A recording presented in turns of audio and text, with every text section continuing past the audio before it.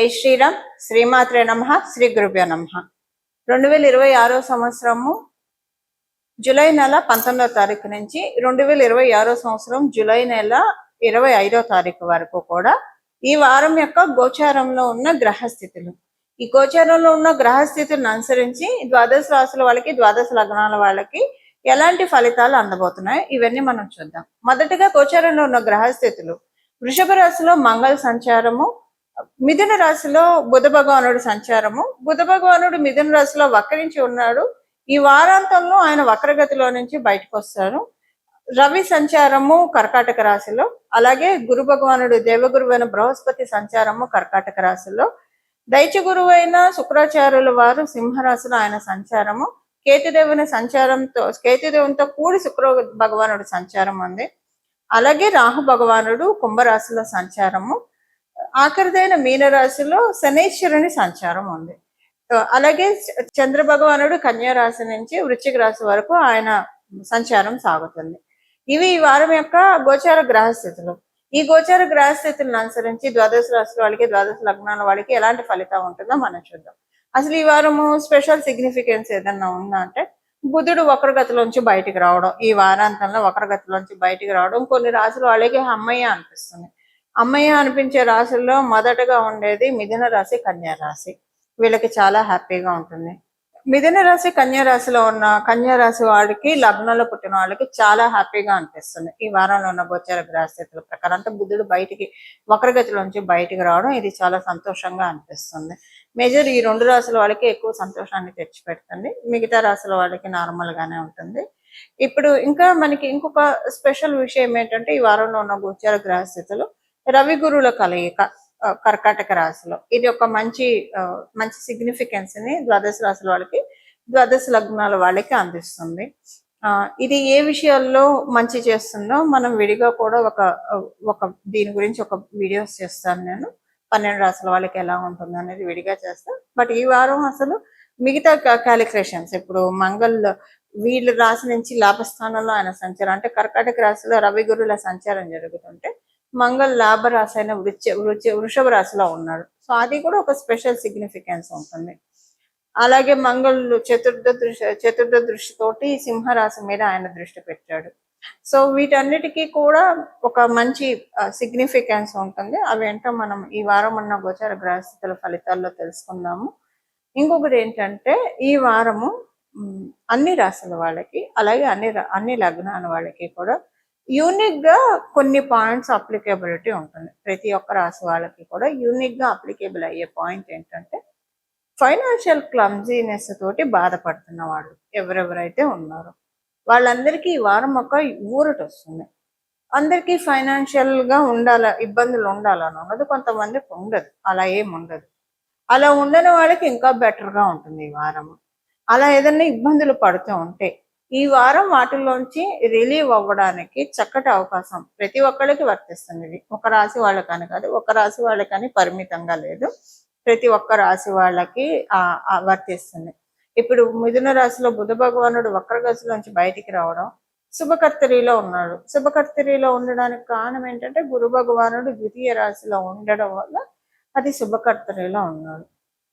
So ఇలా అందరికీ కూడా కొన్ని మంచి జరుగుతుంది. ఇప్పుడు ఒక్కొక్క రాశి వాళ్ళకి ఏ విషయంలో మంచి జరుగుతుందో ఈ వారఫలాల్లో భాగంగా మనం తెలుసుకుందాము. ఇవి మనం విడివిడిగా ప్రతి ఒక్క మేషరాశి మొదలుకొని మీనరాశి పర్యంతం వరకు కూడా ఒక్కొక్కరికి ఎలా ఉంటుందో ఇప్పుడు మనం చూద్దాం. సింహరాశి, సింహ లగ్నంలో పుట్టిన వాళ్ళకి, సింహరాశిలో పుట్టిన వాళ్ళకి ఈ వారం ఉన్న గోచార గ్రహస్థితుల రీత్యా అనుకూలతలు ఎక్కువగా ఉన్నాయి మీకు కూడా ఈ వారము. అలాగే మీ రాష్ట్రాధిపతి రవి గురు భగవానుడితోటి కంజాయిన్ అవ్వడం, మీకు కలవడం చాలా మంచి ఫలితాలను ఇస్తుంది. అదృష్టము బాగా తలుపు తట్టినట్టు అనిపిస్తుంది. అయితే ఇక్కడ మీ జన్మజాతకం అస్సలు బాగోలేదనుకోండి ప్రస్తుతము, అప్పుడు మీకు ఎలా తెలుస్తుంది? మీ జన్మజాతకం బాగోలేదని మీకు ఎలా తెలుస్తుంది? గడిచిన సంవత్సరం నుంచో 2 సంవత్సరాల నుంచో ఏది పాలు పోవట్లేదు. అసలు ఎటు చూసినా కూడా ఏ స్టెప్ వేయాలో ఏంటో అర్థం కావడం లేదు. అలాంటి సిచ్యువేషన్లో ఉంటే మీ జన్మజాతకం బాగోనట్లు. అప్పుడు కూడా ఇప్పుడున్న గోచారము మీకు 30% బెటర్ చేస్తుంది. వ్యాపారంలో కొంత బెటర్మెంట్ కనిపిస్తుంది. హాయిగా అనిపిస్తుంది. ఇదే ఉద్యోగస్తులకు కూడా వర్తిస్తుంది. ఉద్యోగంలో ఉన్న ఇవి ఏవైతే ఉన్నాయో ఇబ్బందికర విషయాలు, ఇబ్బందికరమైన సిచ్యువేషన్స్ వాటి నుంచి బయటపడతారు. సపోజ్ ఇదే ప్లేస్‌లో మీ జన్మజాతకం బాగుందనుకోండి. ఎంత బావుంటుందంటే అదృష్టం గడి గడి మీ తలుపు తడుతూ ఉందా అన్నట్టు ఉంటుంది. చాలా బాగా ఉంటుంది. ఇది ఇంకా ఎస్పెషల్లీ మీరు వ్యాపారస్తులైతే కనుక అంటే ఇప్పుడు కొత్తగా వ్యాపారం స్టార్ట్ చేయడానికైతే అనుకూలంగా లేదు. కానీ మీరు వ్యాపారం చేస్తూ ఉన్న వాళ్ళైతే కనుక మీకు చాలా బాగా ఉంటుంది. మంచి ప్రాఫిట్స్ బుక్ చేస్తారు వ్యాపారంలో. ఉద్యోగస్తులైనా సరే ఉద్యోగంలో మంచి గుర్తింపు, పొజిషన్స్ పెరగడము, టీమ్ షఫల్స్ అయ్యి మీకు మేలు జరగడము. సపోజ్ మీరేమన్నా కాస్ట్ కటింగ్ లిస్ట్‌లో ఉంటే వాటిలోంచి మీరు స్కిప్ అయిపోతారు. సో, ఇలా కాస్ట్ కటింగ్ వీటిలో ఏదన్నా ఉంటే కనుక మీ పేరు దాంట్లోంచి స్కిప్ అవుతారు. ఇలా ఉద్యోగస్తులకి ఇలా ఉంటుంది. ఆరోగ్యరీత్యా అంతా బాగా ఉంటుంది.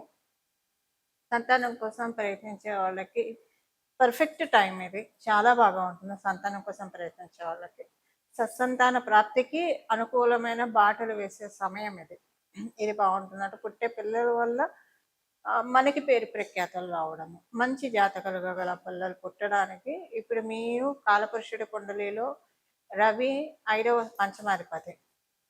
ఇప్పుడు ఆ పంచమాధిపతి వెళ్ళి మీ రాశి నుంచి పంచమాధిపతి అయిన గురుడితోటి కలిసి ఉన్నాడు. వ్యయ స్థానంలో కలిసి ఉన్న ఇది మంచి ఇదే. ఎందుకంటే కారణం ఏంటంటే ఆయన వ్యయస్థానమైన గురు భగవానుడికి వచ్చి రాశి కాబట్టి పిల్లలు మంచి అంటే అన్ని చోట్ల కూడా వాళ్ళున్న పుట్టిన ప్రదేశంలో అలాగే బయట దేశాల్లో మంచి పేరు ప్రఖ్యాతలు తెచ్చుకోవడానికి ఇది ఒక మంచి అవకాశాన్ని ఇస్తుంది.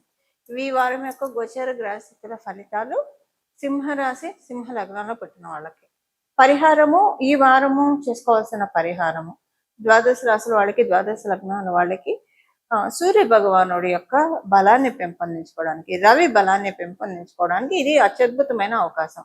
మీ జన్మ జాతకంలో రవి బలం ఉన్నా లేకపోయినా, రవి బలం లేకపోతే ఎలా ఉంటుంది? ఆత్మన్యూన్యత భావం ఎక్కువగా ఉంటుంది.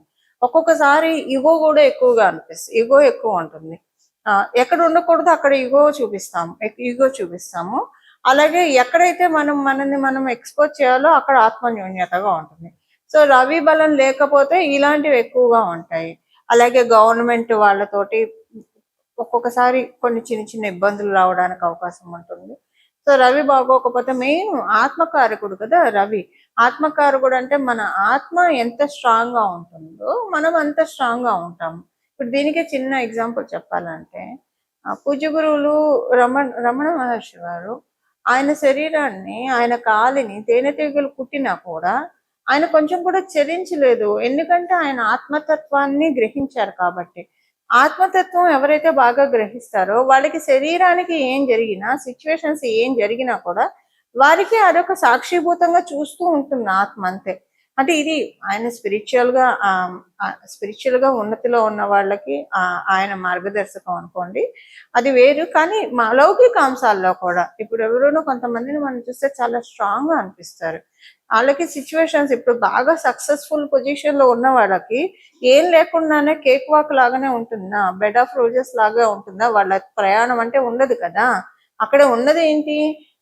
మిగతా వాళ్ళకి లేనిది ఏంటి? ఆత్మబలం, ఆత్మస్థైర్యం.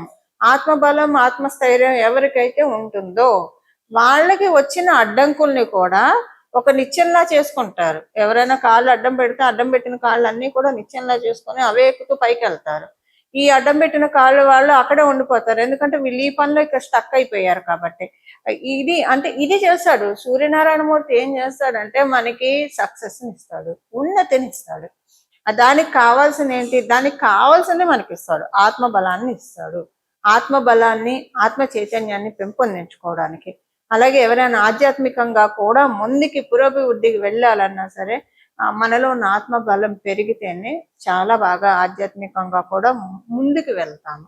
సాధనలో ఉన్న వాడికి ఎస్పెషల్లీ మొదట్లో చాలా ఇబ్బందులు వస్తాయి. ఇప్పుడు రమణ మహర్షిని కూడా, పూజ్య గురువు రమణ మహర్షిని ఆయన మీద ఉమ్మేసిన వాళ్ళు ఉన్నారు, ఆయన మీద చేయకూడని పనులు చేసిన వాళ్ళు ఉన్నారు, ఆయన మొహం మీద కొట్టిన వాళ్ళు ఉన్నారు. రకరకాలు ఆయన జీవిత గాథ చూస్తే కళ్ళమ్మ నీళ్ళు వస్తూ ఉంటాయి. కానీ ఆత్మబలం ఉంది కాబట్టి అవేం లెక్క చేయకుండా అమ్మో సాధనలో ఉంటే ఇలాంటి వస్తున్నాయని నేను ఎప్పుడు అనుకోలేదు కదా. అవన్నీ లెక్క చేయకుండా వెళ్ళారు కాబట్టి ఈ రోజు మనం రమణ మహర్షి, పూజ్య గురువు రమణ మహర్షి అనగానే మనకి తెలియకుండా మన చేతులు ఇలా వెళ్తాయి. అది ఆయన దివ్య జ్యోతి అరుణాచలేశ్వరంలో ఐక్యం అవ్వడం కూడా ఎంతో మంది వీక్షించారు ఆ సమయంలో. ఆత్మబలంతో మనం లౌకిక ప్రపంచాన్ని జయించవచ్చు, ఆధ్యాత్మికంగా కూడా పురోభివృద్ధిని అందరం రమణ మహర్షులను కాలేకపోవచ్చు. కానీ ఏదో ఒక జన్మలో మనం ఆ స్థాయిని తెచ్చుకోవాలంటే ప్రయత్నం అయితే ఎప్పుడో చోట ఒక అడుగైతే ముందుకి పడాలి కదా. ఆ అడుగు ఇప్పుడు పడడానికి గోచారంలో చక్కటి అవకాశం ఉంది. ఇది ద్వాదశ రాశుల వాళ్ళకి, ద్వాదశ లగ్నాల వాళ్ళకి. ప్రతిరోజు ఉదయం సాయంత్రం సూర్య నమస్కారం చేయడము, సూర్యాష్టకం పఠించడము, ఆదిత్య హృదయం పారాయణం చేయడము, అలాగే మధ్యాహ్నం పూట కూడా సూర్యనారాయణము రవికి ఒక్కసారి దండం పెట్టడం, నమస్కార ప్రియ భాస్కర అని చెప్పిన కోసం. మధ్యాహ్నం 12ంటికి కరెక్ట్గా అభిజిన్ లగ్నం ఉంటుంది. ఆ సమయంలో సూర్యనారాయణ మూర్తిని ఒకసారి తలుచుకోవడం, రవిని తలుచుకోవడం. మీకు వీలుంటే ఒకసారి బయటకు వెళ్ళి బాల్కనీలో, ఒక కారిడార్లో, లేదా బయటకు వెళ్ళి స్వామివారిని తేరిపార చూసి, రవిని తేరిపార చూసి దండం పెట్టుకోవడం. ఇంతే, సింపుల్. ఇలా చేయడం వల్ల ఆత్మ చైతన్యం, ఆత్మ బలం పెరుగుతుంది. ఆత్మ బలం పెరగడం వల్ల సంకల్ప బలం పెరుగుతుంది. సంకల్ప బలంతో మనం లౌకికంగా ప్రోగ్రెస్ కావాలనుకుంటే లౌకికంగా, లేదా పారమార్థికంగా ప్రోగ్రెస్ కావాలనుకుంటే పారమార్థికంగా, రెండిటికి బాటలు ఆయన వేస్తాడు. రవి యొక్క ప్రత్యేకత అది. ఇలా మనందరం కూడా